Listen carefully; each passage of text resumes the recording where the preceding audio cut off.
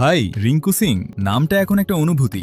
যখনই কেকেআর এর নৌকা ডুবতে বসে ঠিক তখনই সে যেন বলে এখনো বাকি আছে। ইউপির এই ছেলেটা ছোটবেলা থেকেই চাপের সঙ্গে বড় হয়েছে, তাই ম্যাচের প্রেশার ওর কাছে নতুন কিছু না। ৭৩ রানে ৬ উইকেট পড়ে গেছে, ১১ ওভার শেষ, পুরো ম্যাচ এলএসজির কন্ট্রোলে। কিন্তু রিঙ্কু একদম ঠান্ডা। শুরুর দিকে ও কিন্তু ধীরে খেলছিল, ৪০ বলে ৪৩, চারদিকে সমালোচনা, এভাবে হবে না, দলকে ডুবিয়ে দিচ্ছে, কিন্তু ও থামেনি, নিজের প্ল্যানেই থেকেছে। তারপর হঠাৎ বদলে গেল গিয়ার, ৪০ বলে ৪৩ থেকে সরাসরি ৫১ বলে ৮৩, স্ট্রাইক রেট ১৬০ প্লাস, শেষ ১১ বলে ৪০ রান, পুরো বাউন্ডারি ঝড়, 6, 4, আবার ৪, বোলারদের উপর সম্পূর্ণ দাপট। শেষ ওভারে তো প্রায় ইতিহাস হয়ে যাচ্ছিল, ৫টা ছক্কা প্রায় হয়ে গিয়েছিল। শেষ বলটা বেঁচে যায় ঠিকই, কিন্তু ২৬ রান তুলে কেকেআরকে ১৫৫তে নিয়ে গেল। এর আগে কিন্তু মসিন খান ৫ উইকেট নিয়ে কেকেআরকে প্রায় শেষ করে দিয়েছিল, কিন্তু শেষে সব হিসেব উল্টে দিল একাই রিঙ্কু সিং।